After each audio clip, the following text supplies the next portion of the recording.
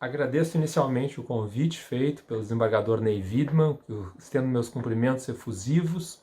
Gostaria de cumprimentá-lo, abraçá-lo, faço isso virtualmente, assim como todos os demais que assistem a esse vídeo, essa palestra em vídeo, aos servidores, magistrados, colaboradores do SEJUD, de advogados, estudantes, a quem se destinar essa fala. O objetivo dela é tratar sobre como o processo civil pode se articular melhor num momento de anormalidade como esse, em que temos isolamento social, quarentena, e não se sabe bem ao certo quanto tempo isso dura e em que intermitências isso vai ou isso volta. Temos uma incerteza com relação à vida, uma incerteza com relação também ao processo. Mas nisso eu me lembro uma passagem do Pontes, em que ele diz que o direito material é o direito, o campo da certeza, e quando a gente vai ao processo, a gente vive no mar da dúvida. No mar da dúvida porque não sabemos mais se aquela prova ela realmente vai constatar que um fato ocorreu ou não, nós não sabemos mais a decisão, quais são os percalços da causa. O direito material é certo, o credor paga ao devedor, mas quando vamos ao processo, ao plano do concreto, a vida já é cheia de dúvidas e disso nós temos que viver. Nesse nosso momento de hoje, nada mais oportuno que falar em muitas dúvidas também sobre como proceder melhor. O que precisa ficar claro é sempre o interesse de melhor prover a justiça da forma com maior efetividade, com maior segurança e no que nos permite um ambiente de qualidade nas práticas jurisdicionais.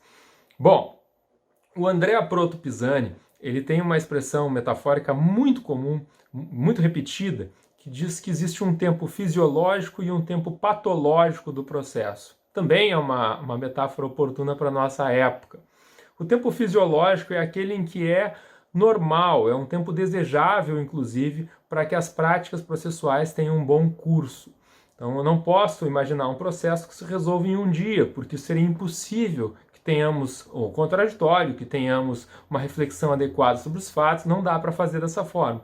Mas também um processo que duraria uma década, certamente já passou a patologia. Ele tem um período em que há um desgaste, tem um período em que ele não está mais servindo para concretizar os direitos fundamentais, para viabilizar uma tutela adequada do direito. Então temos um tempo patológico, um tempo fisiológico do processo. Agora, em situação de pandemia, a gente tem inegavelmente a situação em que processos vão ficar mais parados, vão sobrestados, vai ser mais difícil a tramitação e talvez isso torne um pouco mais patológica a tramitação das nossas causas. O que fazer então a partir desse cenário de doença no âmbito individual, no âmbito social e também de uma patologia no que diz respeito com o desenvolvimento dos procedimentos do processo. O processo civil pode ajudar com algumas ferramentas isso. Eu gostaria de dar destaque a algumas delas para que a gente pense a aplicação disso nesse período de distanciamento e de dificuldades, né? Primeira ferramenta, em condições gerais, que a gente pode dizer, é a mais óbvia de todas, é um incentivo maior em trâmites de processos eletrônicos. Não é preciso ser muito esperto para se dizer que processos eletrônicos permitem essa ferramenta do home office. Nós temos o EPROC aqui no Tribunal de Justiça do Rio Grande do Sul, que é um sucesso, ele é aplicável muito bom, são raríssimas as queixas do EPROC, a gente tem um sistema confiável, atualizado, rápido. Isso é uma ferramenta que foi implementada a tempo suficiente de comportarmos essa adversidade. Se não tivesse sido feito isso, o nosso cenário para desenvolvimento das atividades seria muito mais difícil. Mas não vivemos mais isso, felizmente tivemos uma implementação bastante ampla do EPROC no último ano, aqui na comarca, no Rio Grande do Sul. Isso nos ajuda muito, por sorte, para conter um pouco dos danos processuais que essa pandemia causa, né? Mas a gente também não tem só EPROC para tratar, a gente não tem só processo eletrônico como forma de realizar melhor esses direitos. A gente pode pensar que, mesmo no processo eletrônico, nós temos uma situação diferenciada no que diz respeito com as atividades jurisdicionais. A gente precisa de um magistrado, precisamos de um servidor de advogados que compreendam que o momento não é de normalidade. Então, isso nos leva a uma menor exigência de formalidades. Por exemplo, nós não podemos exigir certidões atualizadas da junta comercial, firmas autenticadas, reconhecimentos assim, ou formalidades tal de determinada maneira. Não é mais tão fácil como era antes. A gente talvez, em vez de pedir uma matrícula atualizada de um imóvel, isso pode gerar alguma dificuldade em uma ou outra comarca, em uma outra região do Brasil, a gente possa pedir que a matrícula que foi juntada aos autos seja acompanhada de uma declaração de responsabilidade da parte, do administrador da empresa ou do advogado no que diz respeito com a sua atualidade. Isso pode ser suficiente, pode facilitar e permitir o desenvolvimento de justiça numa época de maiores dificuldades. Tá? Então, relaxamento de algumas formalidades pode ser muito adequado. Um exemplo pitoresco seria se fizesse uma sustentação oral ao Tribunal de Justiça por modo virtual, exigir que os advogados em home office utilizassem toga, ou que os magistrados assim também o fizessem. É pitoresco, isso não é compatível com o momento, com a oportunidade que temos para realizar justiça da forma como se pode realizar hoje. Então, relaxamento de formalidades é a primeira imputação que a gente pode pensar em aplicar para um processo melhor articulado. Nesse campo de processo eletrônico, processo físico, também podemos trabalhar com a ideia de digitalização de processos físicos, ou de pelo menos aproveitamento de atos eletrônicos, ou de fases ou procedimentos já eletrônicos, digitalizados, para continuidade de causas. Exemplo bem particular, como advogado, tive no ano passado uma causa que transitou em julgado no STJ. Esse processo corria aqui no Foro do Sarandi, inclusive é um meio físico, processo bastante volumoso, transitou em julgado no STJ. O passo a ser dado processualmente era instaurar uma liquidação de sentença como uma nova fase no procedimento físico. Isso que seria feito, mas não foi feito ainda. E por quê? Porque nós tivemos agora um contingenciamento de supressão dos processos físicos, estão sustados. É muito difícil de tramitar nesse período. O que se pode fazer aqui? Nós temos todo um procedimento já digitalizado no STJ, basta encaminhar pela via do EPROC, isso deve ser aceito nas comarcas, encaminhar pela via do EPROC, com a digitalização que foi feita no STJ, e instaurar a partir dali pela via eletrônica. Em vez de seguir o processo físico da origem até o final como forma física, nós podemos de alguma maneira digitalizar a partir de um dado momento. Isso pode servir por iniciativa das partes, pode se valer de processos já digitalizados no STJ ou em outros tribunais, ou em casos de maior necessidade, em que a gente precisa efetivamente realizar uma continuidade da causa, nós podemos fazer algo análogo a uma restauração de autos de processo físico para eletrônico. É muito comum nos escritórios nós temos guardado documentos digitalizados em PDF de várias e várias, são todas as cópias do processo. Não é difícil imaginar isso insertando um procedimento no EPROC, um procedimento eletrônico, permitindo uma continuidade maior do número de processos. Tá?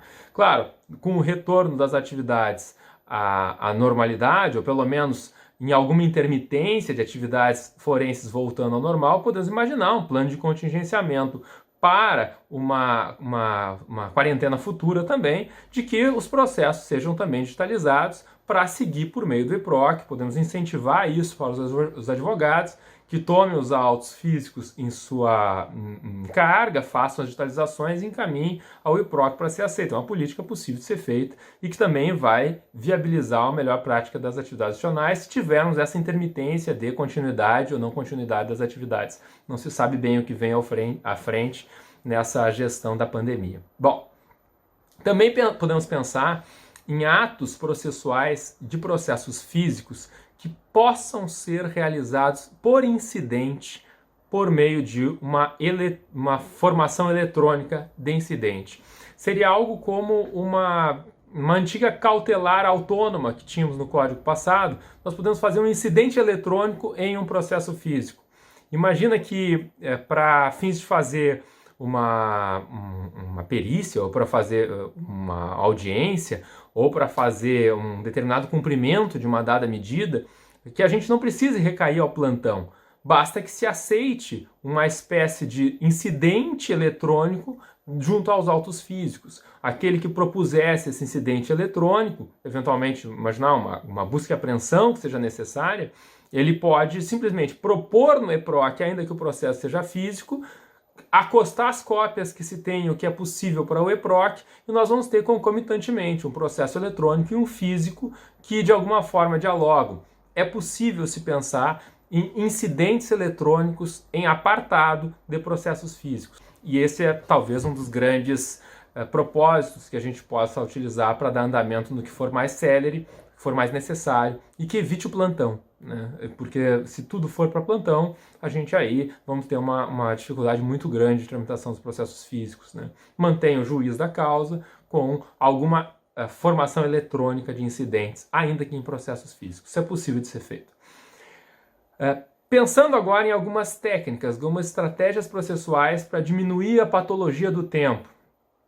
A primeira delas, para se dizer, é um revisitar sobre a tutela provisória, em especial sobre a antecipação de tutela. A antecipação de tutela, ela não é somente uma forma de resguardar um perigo de dano, ela também é uma forma de equilibrar a distribuição do tempo no processo. Então, por exemplo, a gente imagina que uma causa tem uma dada organização processual que leve como equilibrado que o autor receba o bem da vida após o trânsito em julgado, que o réu mantenha a oportunidade de defesa, mantendo o status quo durante a tramitação da causa. Excepcionalmente, uma liminar aqui, uma medida ali, possa ser determinável para fim de equalizar essa distribuição de tempo. Quando há uma pandemia e os processos estão sobrestados, estão parados, suspensos por mais tempo, esse equilíbrio pode estar desfeito. A gente pode ter processos parados, os físicos pelo menos, por mais tempo do que se gostaria. Espero que dure pouco tempo ainda essa quarentena, mas pode ser que ela volte mais algumas vezes, isso leva a um desequilíbrio.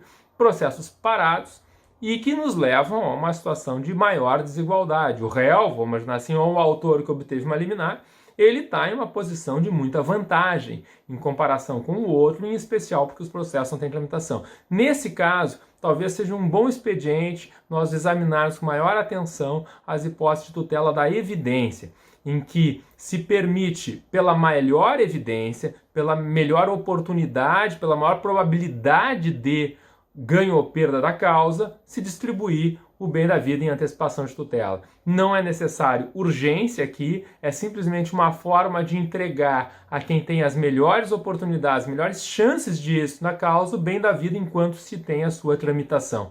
Mesmo sem urgência, podemos ter liminares. E a tutela da evidência é um mecanismo bastante interessante para que a gente reequilibre essa distribuição do tempo do processo fisiológico e patológico. Tá? Aqui é um caminho.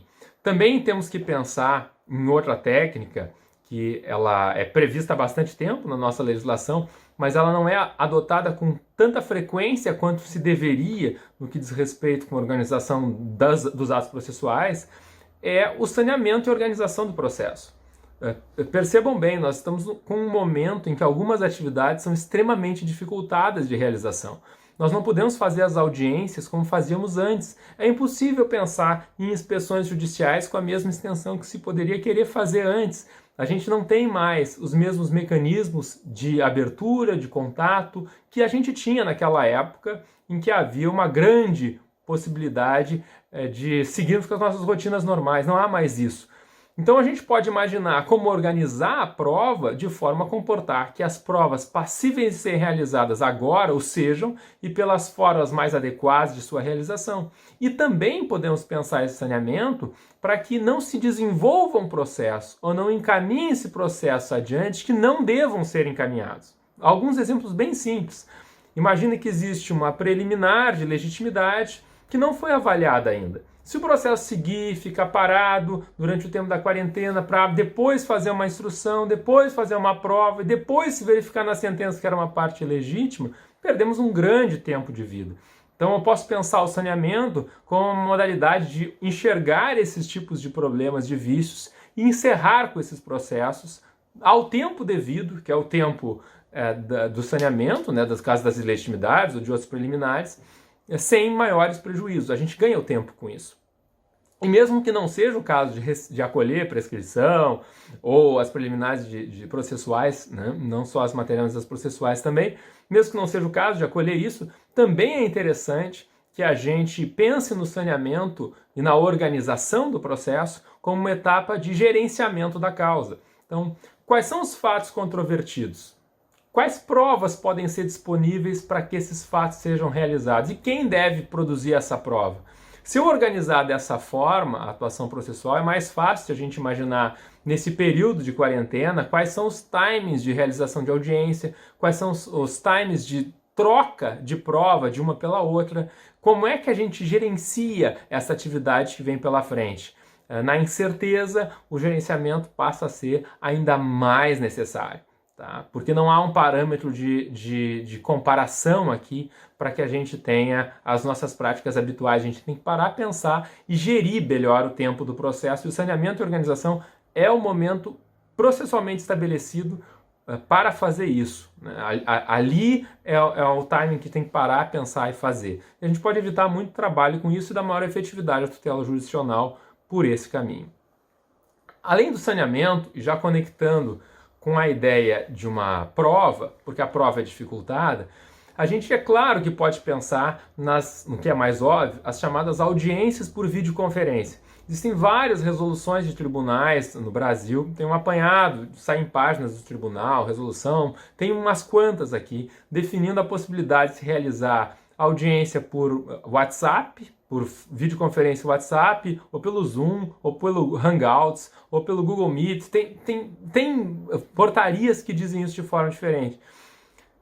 O Tribunal de Justiça do Rio Grande do Sul, salvo engano meu, até hoje não estabeleceu uma portaria no que diz respeito a essa prática. Mas nada impede que seja realizado isso. Nada impede também que os juízes consultem os advogados da causa e realizem as audiências por videoconferência. Em especial aqueles mecanismos que permitem a gravação do ato, porque alguns deles não permitem isso, e aí fica um pouco mais difícil de fazer o registro. Temos que voltar à época das atas, e uma ata que seria feita por videoconferência seria bastante difícil de seu registro. Então, o ideal seriam os mecanismos que permitem a gravação desse ato, né, dentro da normalidade, e a compreensão também com os problemas de conexão, com os problemas de quebra de continuidade da fala, do vídeo, que é normal nesse tipo de interconexão atual, né, de videoconferência. Então, a videoconferência seria um dos caminhos, mas não é o único caminho para isso. A gente pode pensar em inversão da ordem da prova. Não é ônus, é a ordem da prova. Se o Código Processual Civil, o Código de Processo, diz que há uma ordem para a realização da prova, primeiro a gente escuta esse, depois aquele, depois a gente faz a perícia, depois a gente faz a inspeção, depois tem uma ordem de realização de prova, nada impede que nós alteremos essa ordem. Que a gente primeiro realize a instrução da oitiva das partes para depois realizar a perícia, ou o contrário. Então, tem provas, se a gente estudar em saneamento, são possíveis de serem feitas agora. Por exemplo, uma perícia contábil pode tranquilamente ser feita em home office, mas, por outro lado, uma inspeção judicial já é bem mais difícil de ser feito assim. Então eu posso imaginar qual é o momento adequado dentro de uma programação da causa para que sejam realizadas cada uma dessas práticas. E essa alteração na ordem das provas pode ser uma ferramenta muito útil para que a gente gerencie melhor o processo em período de anormalidade. Também, no que diz respeito com a instrução, é interessante a gente pensar um pouquinho mais de carinho sobre as provas atípicas. Tá? A nossa legislação diz que existem provas típicas e as atípicas moralmente legítimas, texto da lei. E aí, né? Bom, se a gente está com o hábito de ouvir testemunhas, isso é difícil ou impossível nessa situação, e nós precisamos fazer isso nesse período, por exemplo, como que a gente pode colher esse relato de uma forma distinta se a videoconferência não é viável em dada circunstância ou acaba não sendo a melhor situação? Nós podemos, por exemplo, fazer uma troca por perguntas e respostas por escrito. Claro que não é a mesma coisa. Claro que a via oral, claro que a videoconferência, claro que a presença, a fala, ela nos traz entendimentos que gerencialmente são mais interessantes para a persuasão.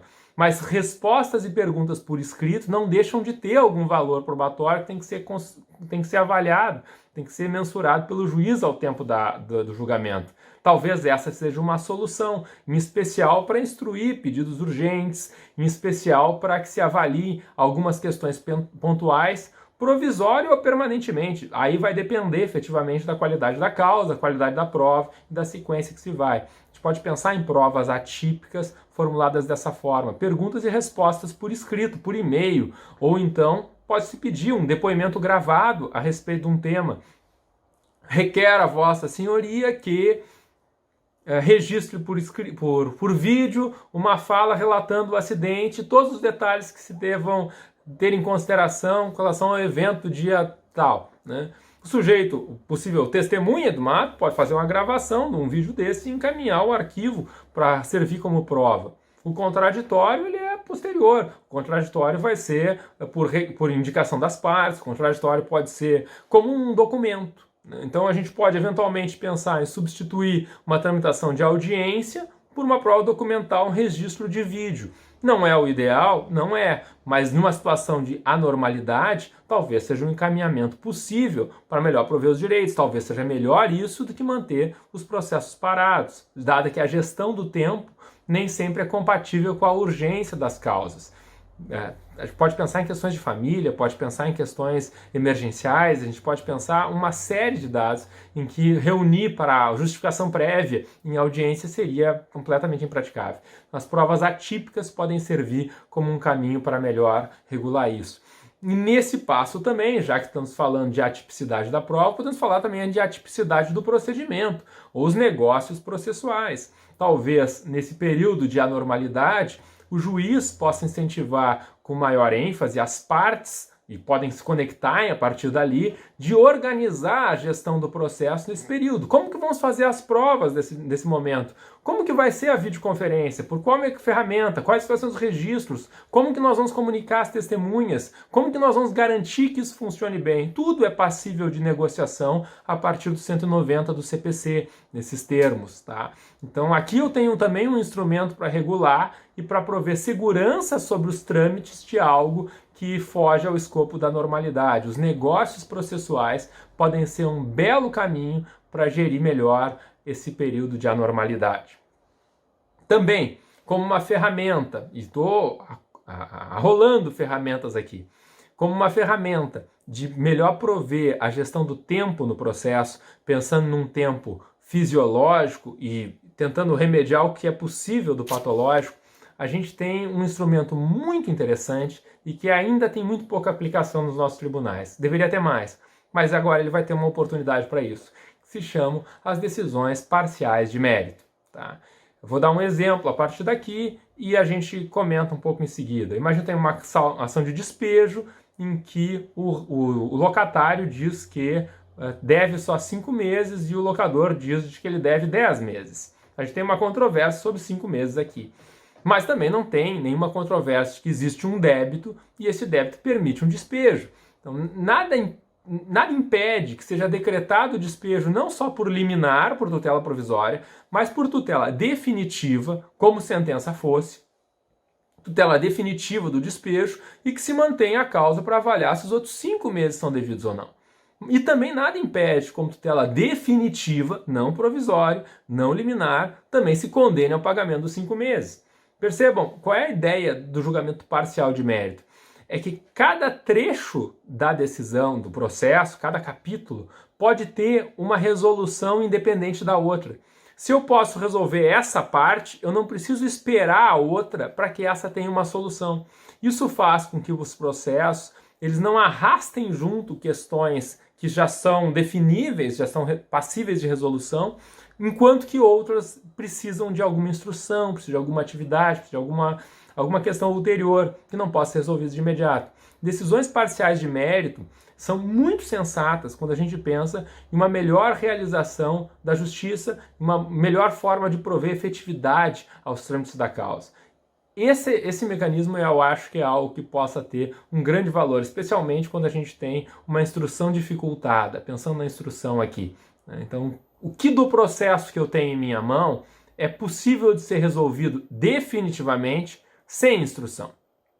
Essa eu posso dar uma decisão parcial de mérito, essa decisão será definitiva, exclui esse tema do processo e a parte, se nós estamos no primeiro grau, que faça o recurso, que faça o agravo para resolver isso definitivamente. É um assunto a menos para se tratar, os processos que têm esse tamanho vão diminuindo deles e nessa diminuição também a gente possa ter algum encaminhamento para acordos, algum encaminhamento para maior facilitação ou sumarização da causa, o que tende a ser muito benéfico em termos de eficiência, de tempo, de gestão dos atos do processo. Então, decisões parciais de mérito são algo a pensar com muito carinho, não só nesse período, mas especialmente nesse período.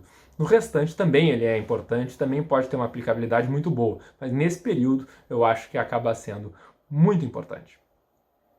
No Tribunal de Justiça, quando a gente pensa no âmbito não só do primeiro grau, mas no que diz respeito com os recursos, também existem mecanismos para se pensar nessa fase de anormalidade. Eu vou começar com poderes do relator.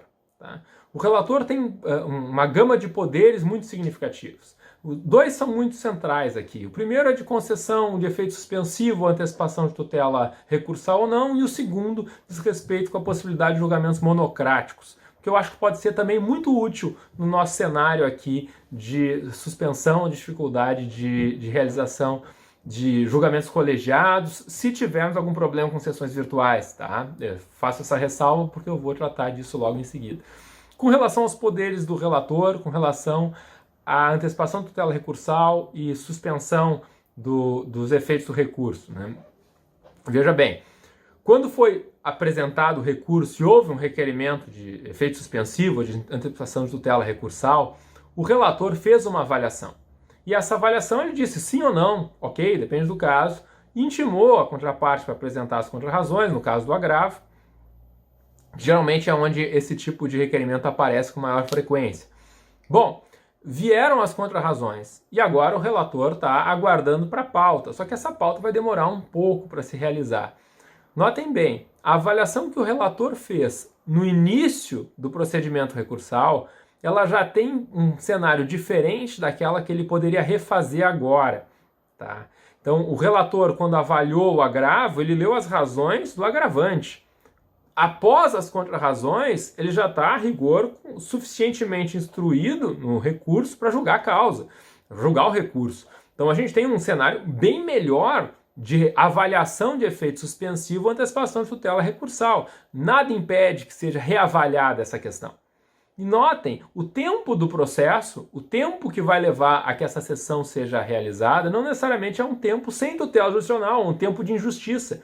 Porque o relator tem poderes para suspender os efeitos de uma decisão ou para conferir a antecipação de tutela recursal em razão de uma mudança no procedimento para as contrarrazões ou o preenchimento do contraditório no âmbito recursal. Se o desembargador teria condições, a partir daquele momento, de julgar definitivamente o recurso, com mais razão ele tem condições de revogar, modificar ou manter as tutelas provisórias, ou suspensão do recurso, ou antecipação de tutela recursal, que eventualmente avaliou quando recebido o recurso do seu gabinete inicialmente. Então, aqui eu tenho uma ferramenta para lidar com a diferença do tempo, que não é muito usual, mas é plenamente possível de ser feita e acho que muito adequado em algum tipo de caso. Os advogados cabe também fazer esse requerimento, fazer essa insistência para que seja levada adiante essa postulação. Também no tribunal a gente tem a óbvia possibilidade de sessões virtuais. Tá? O STF já fez, o STJ está programado para fazer, eu não sei se já realizou alguma ou não, mas nós temos sessões virtuais sendo como algo plenamente possível de ser realizado. Não só as virtuais, nos modelos da resolução anterior, mas sessões virtuais efetivas. Sessões efetivas no sentido de para qualquer causa, para qualquer processo. Por quê? Porque nós podemos fazer sustentações orais por videoconferência. Nós podemos fazer conversas em gabinete por videoconferência. Isso é possível de ser feito, isso é fácil de gerir e relacionar. Não, há tecnologia suficiente aqui, nós já temos condições de proceder dessa forma. E também temos condições de proceder de uma forma analógica, inclusive, para suprir isso. Em vez de conversa em gabinete por videoconferência, se existe alguma dificuldade maior em um ou outro gabinete, em questões assim, nós podemos realizar uma conversa por telefone. marca-se por telefone e se faz a conversa, se encaminha os memoriais por e-mail, se encaminha o material por e-mail aos gabinetes e a partir dali se telefona, se conversa, se explica ou se faz a videoconferência, que seria muito mais pertinente para causas que exigem esse tipo de aproximação. Nada impede que isso seja feito no tribunal e nada impede que isso seja feito no âmbito do primeiro grau. Tá? Eu acho que é uma medida que é sensata, é razoável, o STJ faz isso em vários gabinetes de conversas por videoconferência, não há dificuldades ou maiores implicações para que se não faça isso também no âmbito da Justiça Gaúcha. É uma contingência necessária diante do nosso tempo, da nossa época. Tá? As próprias sessões do TJ podem ser também por videoconferência, já não precisa simplesmente o modelo da sessão virtual que lança para pauta e se tem por considerada julgada a causa se não houver requerimento de sustentação, enfim, tá? Nós podemos fazer sessões, né, com desembargadores em síncronos, examinando a causa, sustentações síncronas, isso é possível de ser feito, tá? Acho que é algo a se pensar e gerenciar melhor a partir dali. Talvez, para isso, o Tribunal de Justiça deva escolher uma ferramenta ou prover uma ferramenta eletrônica com o login adequado, com o informe dos advogados ao tempo devido, fazer umas experiências primeiras com poucos processos, depois expande para os demais, para que a gente tenha a normalidade possível num período de anormalidade. Tá? Também é muito importante nesse tipo de prática, pelo menos a meu ver, que essas sessões virtuais sejam apresentadas por streaming para a comunidade em geral. A gente tem publicidade dos atos e as sessões não devem ser atos secretos entre partes e advogados. A gente precisa também viabilizar o streaming. Como a gente tem no TRF4, por exemplo, tu acessa a página do tribunal e as sessões que estão ocorrendo tu acessa em streaming. Eu acho que isso é uma providência simples de ser feita e pode ser realizada também com suporte do apoio da informática, né, do pessoal que tem esse know-how, essa expertise. Tá? Também nada impede que no Tribunal de Justiça, encerrando aqui no que diz respeito com o TJ, que nós tenhamos um incentivo maior a decisões parciais de mérito. Não é porque no primeiro grau não se fez isso quando se deveria que o Tribunal de Justiça não possa fazer. Às vezes, acontece de um processo, ele está maduro para julgamento numa parte, em outra parte não. Então o juiz, geralmente os embargadores, quando é esse o caso, caçam a sentença e mandam que o juiz de primeiro grau proveja a prova que falta e julgue tudo de novo. Talvez essa não seja uma saída única para essa questão. Talvez nós podemos pensar em um Tribunal de Justiça, nos embargadores, julgar uma parte do recurso e a outra caçar, né? Julgando o recurso, caçar uma parte da sentença e a outra parte julgar o mérito recursal. Essa parte resolve, a outra parte devolve ao primeiro grau. Isso permite, de novo, uma sumarização do processo, uma diminuição de objetos litigosos e prover justiça naquilo que possa ser desde logo provido. Além disso tudo, a gente tem que pensar que uma pandemia, uma quarentena e as consequências que vêm dali, elas trazem junto não só a doença, não só a incerteza, a insegurança, mas também uma recessão econômica. Também trazem desemprego, também trazem inadimplência. Isso com certeza vai gerar muito impacto nas relações de direito. Então, revisão de contratos, inadimplementos, a gente vai ter a teoria da imprevisão, que diz respeito ao direito material, com uma grande expoente para a discussão e avaliação de causas. Isso é algo que tem que ser pensado desde logo, tá? Porque essas causas vão estar em andamento. Então, avaliar bem as questões envolvendo revisão, teoria da imprevisão e os correlatos, acho que seria bem importante ter ciência também de que os tempos são diferentes daqueles que se passaram no ano anterior. A gente não vive mais isso, então a gente tem que também pensar nas relações de contrato, nas relações familiares, nas relações que dali decorrem, diante de um cenário de grande diferença e das diferenças que isso vai produzir. Acho que o judiciário vai ter um grande trabalho pela frente, passando ou não passando, rápido ou devagar, essa pandemia, o trabalho é intenso e eu estou confiante de que o Poder Judiciário e seus servidores têm plenas condições de prover o melhor possível nesse ambiente de anormalidade. Tá? Eu agradeço o convite, novamente, na pessoa do desembargador Ney Widmann, que me fez. Agradeço ao auxílio da Manuela, do Sejude também, que me proveu algumas orientações para realizar essa gravação, esse encaminhamento dessa palestra, e fico à disposição por e-mail, em perguntas e respostas por escrito, vamos pensar assim, né, num mecanismo atípico de resolução de palestras, para trocar impressões, informações, talvez eu possa ajudar em alguma questão específica, eu estou disponível para isso, tá? O meu e-mail é scarparo@urgs.br, é um e-mail da universidade, estou disponível para isso. Eu acho que a pandemia nos traz, acima de tudo, oportunidades de se repensar os nossos modelos e padrões de vida. É algo muito ruim, ninguém gostaria de passar por isso, mas dentro da tragédia vamos tentar descobrir alguma coisa que possa melhorar um pouquinho as nossas práticas, nossas reflexões, as nossas questões de vida. Tendo uma oportunidade de uma nova aproximação da academia com o judiciário nesse vídeo, por exemplo, isso por si só já me deixa muito feliz e esperançoso com a desesperança que está o tempo de hoje, tá?